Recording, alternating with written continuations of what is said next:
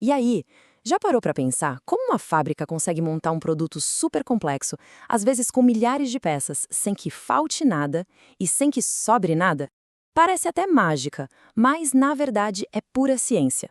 Hoje a gente vai desvendar o sistema que coloca ordem nesse caos todo, o planejamento das necessidades de materiais, ou, para facilitar, o MRP.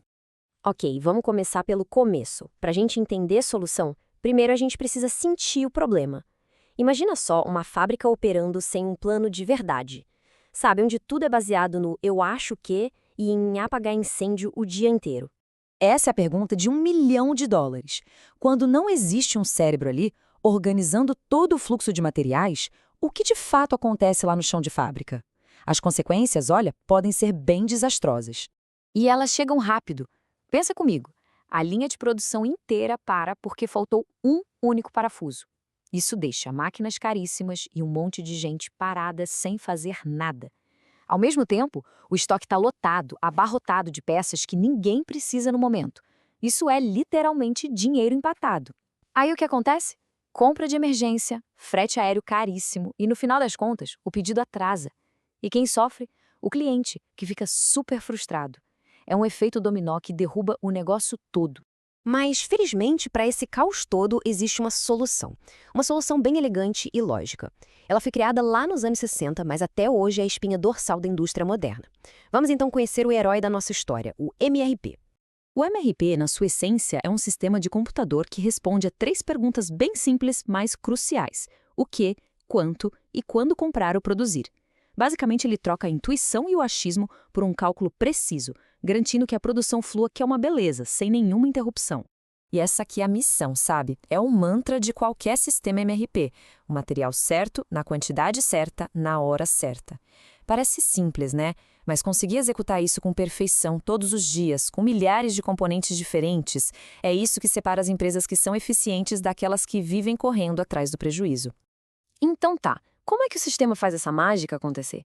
Ele funciona como se fosse um grande chefe de cozinha que usa três informações principais, três ingredientes essenciais para criar o plano de produção perfeito.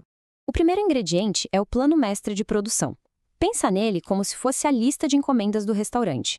É ele que diz para o sistema: olha, esse mês a gente precisa produzir 100 unidades do produto X e 200 do produto Y. É o nosso objetivo final, o prato que a gente quer servir. O segundo ingrediente é a lista de materiais, ou BOM, como é conhecida. Essa é literalmente a receita do produto.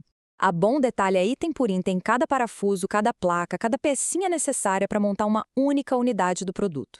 E sem uma receita precisa, a gente sabe que o resultado final é um desastre, né? E, finalmente, o terceiro ingrediente, os registros de estoque.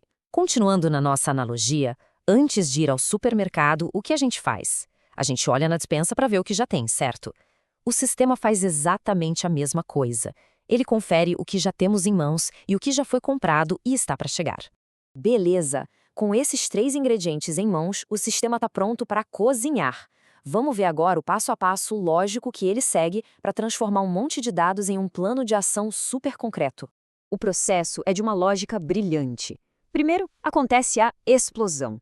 É quando o sistema pega a receita, a BOM, e abre ela inteirinha, listando tudo o que vai ser preciso. Depois vem o cálculo bruto, que soma as quantidades totais. Em seguida, o cálculo líquido. Esse é o momento mágico onde ele subtrai o que a gente já tem. E, por fim, a geração de ordens, que nada mais é do que a lista final de compras e de produção. Vamos ver isso na prática com um exemplo bem simples para não ter erro. O plano mestre diz que a gente precisa produzir 100 bicicletas. A nossa receita, a BOM, diz que cada bicicleta precisa de um quadro, duas rodas e uma corrente. A matemática aqui é direta. O sistema calcula que a necessidade bruta é de 100 quadros, 200 rodas e 100 correntes. Fácil, né? Agora, o sistema vai para o segundo passo. Ele consulta os registros de estoque, a nossa despensa, e ele vê que a gente já tem 60 quadros, 80 rodas e 50 correntes guardadas lá. E é aqui que a mágica acontece. O sistema simplesmente subtrai um do outro. A gente precisa de 100 quadros, tem 60. Então, a necessidade líquida é comprar 40. Precisa de 200 rodas, tem 80. Então, tem que comprar 120. E por aí vai. O resultado final é uma ordem de compra precisa, gerada por lógica, não por achismo, sem excesso e sem falta. Perfeito. Agora que a gente entendeu a mecânica da coisa, vamos ampliar um pouco a visão. Qual é o impacto real de uma ferramenta como essa no mundo dos negócios? E como ela evoluiu com o tempo? A ideia inicial, o MRP1, focava só nos materiais, mas, claro, ela foi evoluindo. O MRP2, lá nos anos 80, passou a considerar também a capacidade das máquinas e da mão de obra. E essa ideia, por sua vez, se tornou o coração dos sistemas ERP modernos que a gente conhece hoje, como SAP e Oracle, que integram todas as áreas de uma empresa. A lógica que a gente acabou de ver é a sementinha de tudo isso. E os resultados, eles são impressionantes. Dá uma olhada nesse caso. Uma empresa que tinha 15% de atraso nas entregas. Depois de implementar o MRP, esse número caiu para 6%. Isso significa uma redução de 60% nos atrasos. O impacto disso na satisfação do cliente e na reputação da marca é gigantesco. O impacto no bolso também é enorme. Uma redução de 35% no estoque, sabe o que isso significa? É dinheiro, é capital que antes estava parado em prateleiras e que foi liberado para ser investido em outras áreas, para fazer a empresa crescer. E claro, a produtividade. Com os materiais certos chegando na hora certa, a fábrica simplesmente não para mais. As máquinas rodam, as pessoas trabalham e a produção aumenta. Um ganho de 25% na produtividade geral é um salto de eficiência absurdo. Essa frase aqui resume tudo de forma brilhante. O MRP pegou aquele feeling, o achismo da gestão e substituiu por dados, por lógica, por ciência.